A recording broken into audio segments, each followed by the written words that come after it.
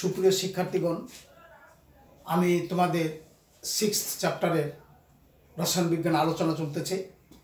আজকের আলোচনাটা একটা পরীক্ষা দিয়ে শুরু করা যাক। ধরি একটা পাত্র নিলাম, এই পাত্রটাতে কিছু পরিমাণ চুনা পাথর নেওয়া হলো, অর্থাৎ ক্যালসিয়াম কার্বনেট নেওয়া হলো। কি পরিমাণ নেওয়া হলো? ওজন করে নেওয়া হলো 80 গ্রাম। এই চুনা পাথরকে যখন তাপ দেওয়া হলো, 80 গ্রাম চুনা পাথরকে তাপ দিলে, অর্থাৎ চুনা পাথরকে তাপ দিলে ক্যালসিয়াম অক্সাইড সলিড এবং কার্বন ডাইঅক্সাইড গ্যাস পাওয়া যাবে। এই কার্বন ডাইঅক্সাইড গ্যাস, অর্থাৎ এটা তাপ দেওয়ার পর কার্বন ডাইঅক্সাইড গ্যাস এখান থেকে চলে যাচ্ছে। এবং পরীক্ষা করে দেখা গেল 80 গ্রাম থেকে 39 গ্রাম ক্যালসিয়াম অক্সাইড পাওয়া গেল। তা এখন এই ক্যালসিয়াম অক্সাইডের বিশুদ্ধতা কতটুকু, এটা আমাদের পরীক্ষা করতে হবে। তো এটা বিশুদ্ধতা করার জন্য আমরা সর্বপ্রথমে ক্যালসিয়াম অক্সাইডের সমীকরণটার দিকে দেখাই। অর্থাৎ ক্যালসিয়াম কার্বনেট তাপ দিলে ক্যালসিয়াম অক্সাইড এবং কার্বন ডাইঅক্সাইড গ্যাস আমরা পেলাম সলিড।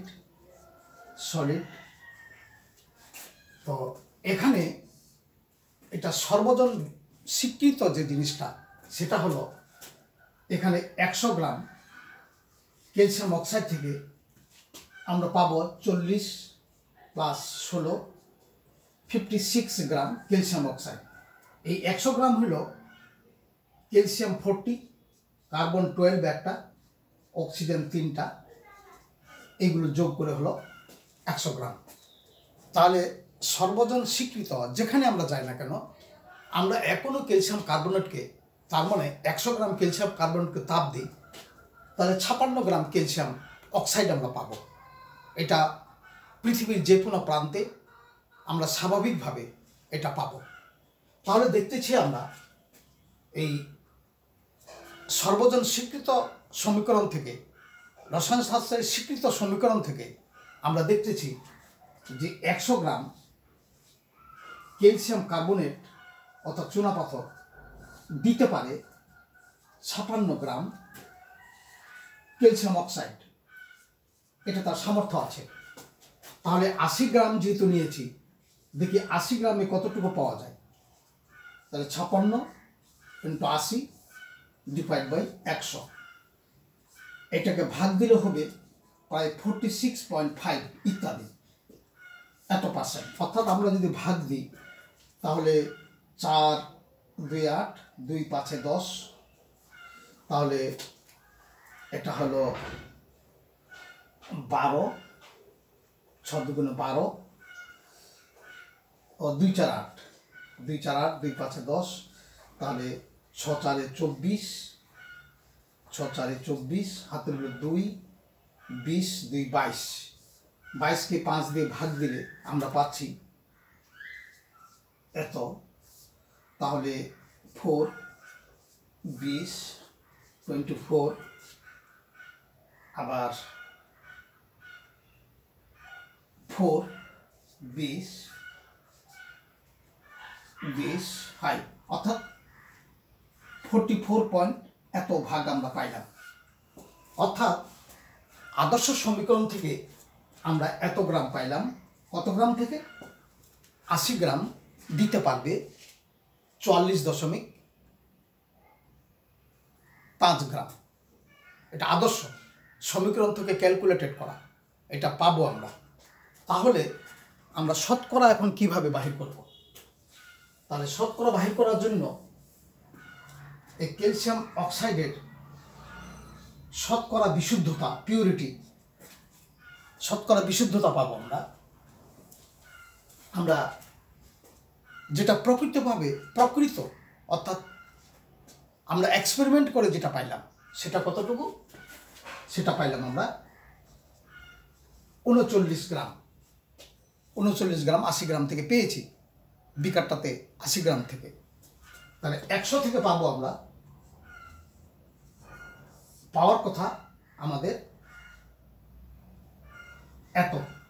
এত পাওয়ার কথা, কিন্তু সেখানে পেয়ে গেছি কম।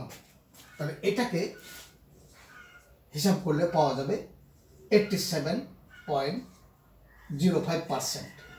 এটাই হলো ক্যালসিয়াম অক্সাইডের বিশুদ্ধতা। এটা হলো ক্যালসিয়াম অক্সাইডের বিশুদ্ধতা। এটা হলো ক্যালসিয়াম অক্সাইডের বিশুদ্ধতা। তাহলে এখন প্রশ্ন হইল যে বিশুদ্ধতা কিভাবে পাবো? প্রকৃতিতে কোনো যৌগ 100% বিশুদ্ধ পাওয়া যায় না। 100% বিশুদ্ধ পদার্থ পাওয়া দুষ্কর ব্যাপার। পাওয়া যায় কতটুকু? 99.9। এই এত বিশুদ্ধতা পাওয়া যায়। এইটাকে বলা হয় অ্যানালামার।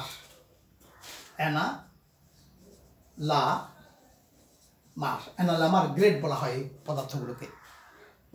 এখন এই বিশুদ্ধতা কিভাবে পাওয়া যায়, বিশুদ্ধতা কিভাবে নির্ণয় করা যায়, বা আমরা বিশুদ্ধ পদার্থ কিভাবে পাবো? ধরি এই সোডিয়াম ক্লোরাইডের যদি সম্পৃক্ত দ্রবণ তৈরি করি, তৈরি করার পর এখানে কয়েক ফোঁটা HCl দিলে কিছুক্ষণের মধ্যে সোডিয়াম ক্লোরাইডের দানা পড়বে। এটা ক্যালাসন পদ্ধতি। আবার এর মধ্যে যদি ভেজাল থাকে, আমরা পাতন এবং আংশিক পাতনের মাধ্যমে এটা বিশুদ্ধতা পাবো। তাছাড়াও ক্রোমাটোগ্রাফির সাহায্য যে কোনো যৌগের আমরা বিশুদ্ধতা নির্ণয় করতে পারি। এই সমস্ত পদ্ধতিতে বিশুদ্ধতা নির্ণয় করার পর যেটা আমরা এক্সপেরিমেন্টালি পাবো, আর সমীকরণ থেকে যেটা পাওয়ার কথা সেটাকে ভাগ দিয়ে 100 দিয়ে গুণ করলে সেটা হবে উৎপাদের বিশুদ্ধতার শতকরা হার। তাহলে কথাটা এরকম দাঁড়ালো, যে কোনো যৌগের শতকরা বিশুদ্ধতা সমান প্রকৃত পরিমাণ, অর্থাৎ এক্সপেরিমেন্ট করে যে পরিমাণটা আমরা পাবো। যেমন এখানে 39 গ্রাম 80 গ্রাম থেকে পরীক্ষার মাধ্যমে পেয়েছি। এটাকে ভাগ দিব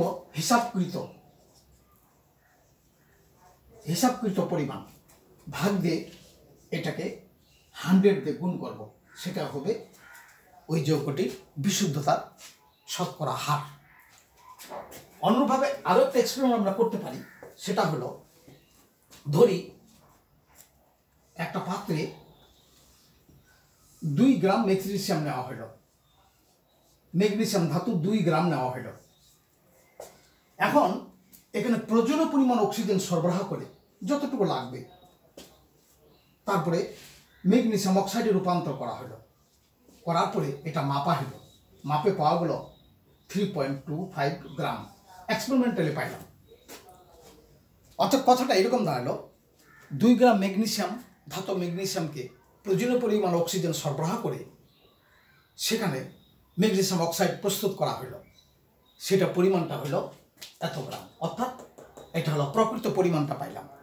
তাহলে আমরা দেখতেছি রাসায়নিক বিক্রিয়াতে কি বলে, রাসায়নিক বিক্রিয়া কি কথাটা বলে, ম্যাগনেসিয়াম অক্সিজেনের সঙ্গে বিক্রিয়া করে ম্যাগনেসিয়াম অক্সাইড উৎপন্ন করবে, ব্যালেন্স করলে এই ধারা। অর্থাৎ ম্যাগনেসিয়াম অক্সাইড অক্সিজেনের সঙ্গে বিক্রিয়া করে 2 অণু ম্যাগনেসিয়াম অক্সাইড উৎপন্ন করবে। 2টি পরমাণু ম্যাগনেসিয়াম বা 2 অণু ম্যাগনেসিয়াম 1 অণু অক্সিজেনের সঙ্গে বিক্রিয়া করে সর্বজন স্বীকৃত যে ঘটনাটা 2 গ্রাম বা 2 অণু ম্যাগনেসিয়াম অক্সাইড পাওয়া যাবে, এটা সর্বজন স্বীকৃত ঘটনা।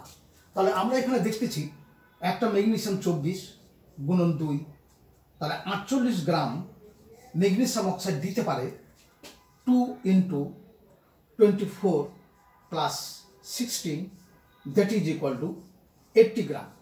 অর্থাৎ 48 গ্রাম ম্যাগনেসিয়াম অক্সাইড দিতে পারবে 80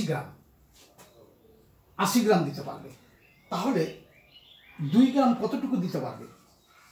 80 is divided by 48 × 2, তাহলে এটা হচ্ছে 24, তারপরে হচ্ছে 2 12 40,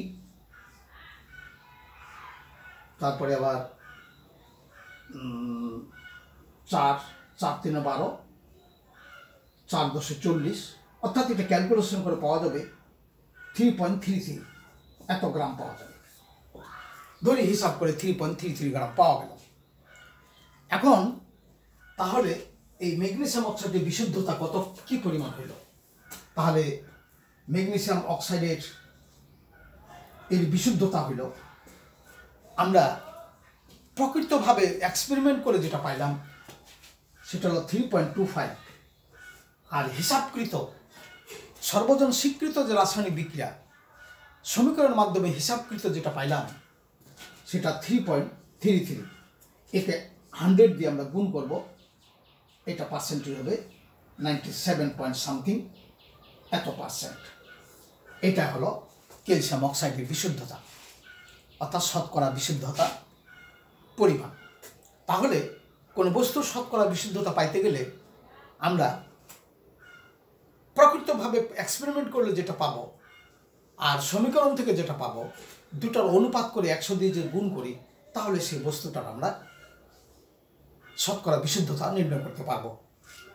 কোনো যৌগ বিশুদ্ধতা নির্ণয় করার জন্য ক্যালাসন পদ্ধতি, আংশিক পাতন, ক্রোমাটোগ্রাফি ইত্যাদি পদ্ধতি ব্যবহার করা হয়।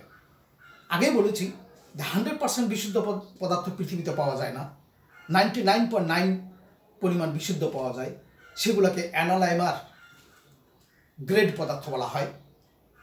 তো এইগুলো কোনো যৌগের উৎপন্ন পদার্থের বিশুদ্ধতা হার নির্ণয় করা। পরবর্তীতে 250 সিসি ফ্লাক্সে কীভাবে সোডিয়াম কার্বনেটের মোলার দ্রবণ তৈরি করা যাবে, ডেসিমোলার, সেটা সম্বন্ধে আলোচনা করব। তোমাদের সকলকে ধন্যবাদ।